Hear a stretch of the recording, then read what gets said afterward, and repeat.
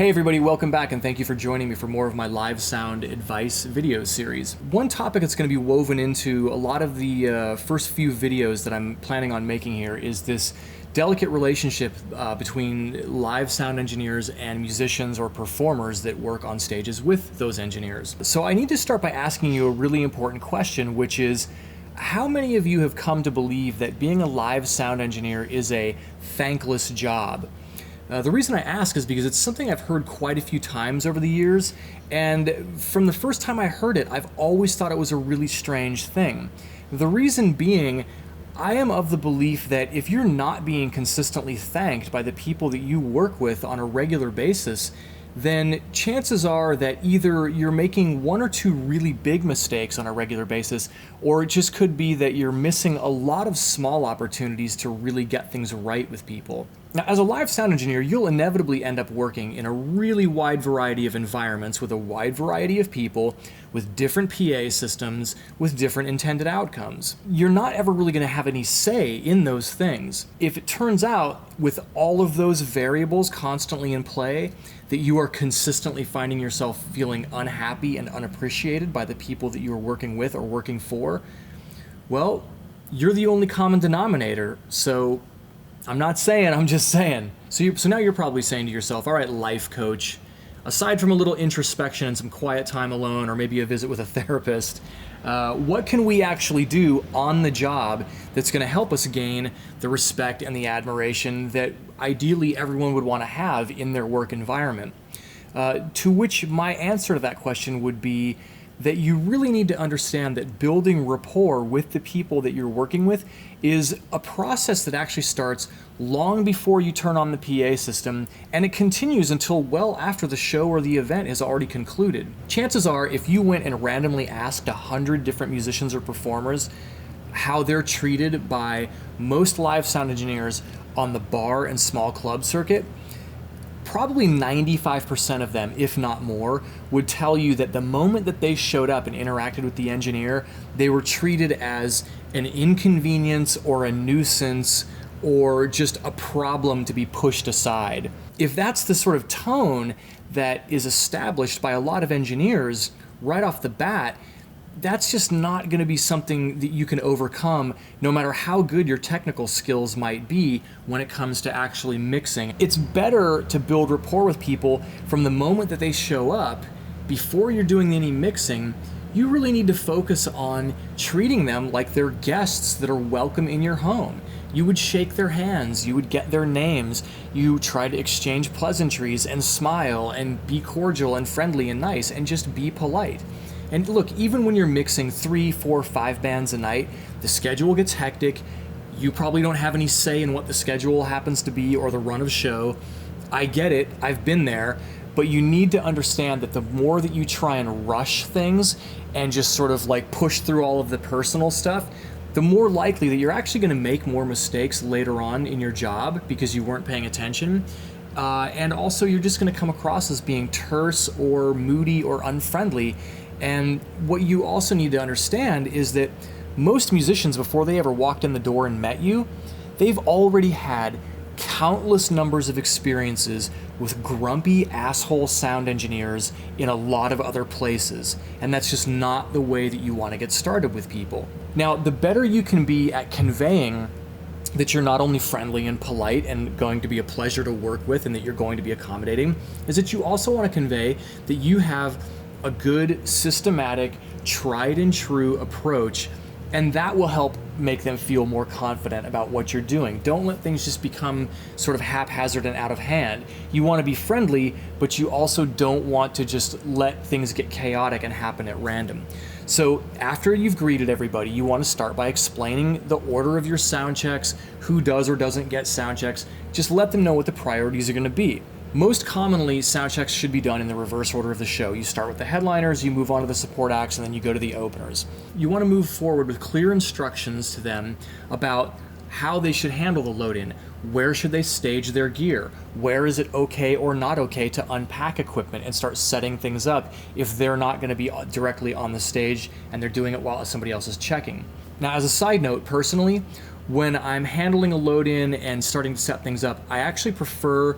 a more studious, kind of a library-like environment. I prefer not having any background music playing if I have control over that, because I think it makes the atmosphere a little bit too casual, and it just encourages people to kind of be a little bit noisier and louder, and there's a bit more goofing off and fooling around. So I try to avoid that sort of thing. Once people are loading in and so bringing in their gear and setting up, I will ask them for an input list and a stage plot. If they don't have one, it's not a big deal. Just go over it with them verbally and find out what they need and write down notes for yourself if you need to. And finally, before any gear actually goes on stage, make sure that they know where the outlets are on the stage, and also make sure if your monitors are not in an obvious position, explain where all the monitors are and explain to them how many mixes are available. That's going to be a huge determining factor in how they need to arrange their equipment and arrange the personnel, rather than setting everything up in a traditional way and then finding out that maybe they have to move it all and rearrange it based on the monitors. Another thing to do once people start setting up on the stage is ask the vocalists if they have a preference for boom stands or straight stands if you have both available. Sometimes you'll even encounter musicians who don't even know the difference, and you might have to show them or explain it to them because they're just used to just going with whatever the hell people put in front of them. And that's fine, but as long as you preemptively bring it to them, it actually makes you look a lot more professional because you're actually kind enough to offer them that choice. So once the performers have positioned all of their equipment and you've got all of your microphones in place, you may even want to ask the performers to actually vacate the stage depending on how much room you've got to work, just so that you can, effectively and cleanly run out all of your cables and snakes and whatnot to their destinations. Nobody's going to be offended, if you need space to work and, if they know that you're just going to be otherwise bumping into each other and stepping on each other's toes. But if anyone does need to stay on the stage because maybe they're checking out an amp that was problematic at the last show, or they need to change drum heads, or whatever reason they might have that they need to remain on the stage while you're wiring up,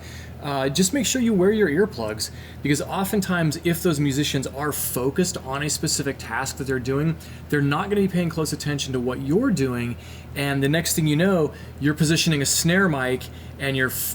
head is a foot away and someone starts cracking on that snare, or somebody who has their back turned to you cranks their amp up to 11 when you're only a foot away from the cabinet. So just don't take any chances with your hearing. That being said, even if you are wearing earplugs on the stage, you're still within your rights to ask people to just keep the noise down until you're done with your job. One of the most frequent compliments that I do get at many of the places that I work at is that I do run a very tidy, clean, efficient, very organized stage. I try to run all of my cables around the perimeter of the stage. I try to be mindful of not leaving anything that's going to be in the footpath. Whenever possible, I try to not run any cables anywhere that someone's going to step on the cable or get tangled up in it. And also in areas where if I know that the changeovers go in one particular direction off the stage, I try not to have cables in the way where amps are going to be rolled or dragged across the cables. It's also important that when you're cabling up the stage, you want to make sure that any excess cable that you have, run the cable out and leave the excess neatly coiled at the destination where the microphone is, so that if you have to reposition the mic later on, you have enough slack to do so. You'd be amazed at the number of times that I have seen people plug in at the snake, drop the whole coil there, only pull the cable taut just as much as they need to get to the destination, and by the time they're done wiring up the whole stage, there's just this tangled mass of all this spaghetti either at the back of the mixer or at the head of the snake, and there's no slack to be able to pull the cable out to get it where you need it to go, because you end up having to change something at the last minute. The best way to train yourself to keep a tidy, organized, clean stage is stop thinking of these as microphone cables. Start thinking of them as tripping hazards that are probably going to get me sued one day. Now, positioning microphones is a personal choice that's based on the selection of microphones that you have available to work with, and it's also based on the kind of sounds you're going for. But sometimes there are practical considerations that may even trump those aesthetic considerations. Some of the practical considerations are things like if you're positioning a drum mic, Obviously, you don't want to position it where it's going to get whacked with a stick every few seconds. Another important consideration, if you're using any kind of drum claws or drum mic clamps that attach directly to the rim of a drum, make sure you attach it in such a way that it doesn't block access to any of the tuning lugs. You still want to have enough room that a drummer can use their hand and a tuning key to actually tune up without having to remove the whole apparatus if possible, because that's just a major annoyance for drummers. You know, if it's guitar amps that you're miking up, if it's an amp that has multiple drivers in the same cabinet, it's a 410 or a 212 or whatever, you may want to ask the guitar player if there's a preferred microphone placement that they know of, because sometimes they might tell you that, oh yeah, you know, don't use the one on the left because it's blown, or they might say, oh, the bottom right one is not a factory original, it's just some cheap replacement I had to put in there at the last minute before the tour started. You know, they might have some reason for why you should position it, so better to ask them preemptively, you know, in a professional manner, so that they're not just, you know, having to go and like move the mic themselves later on because you didn't know about it. These are just the kind of habits that you want to have if you really want to have better relationships and build better rapport with the people that you're going to be working with, regardless of whether you think you're working with them one time or if you're going to work with them on and off for, you know, for many, many years to come.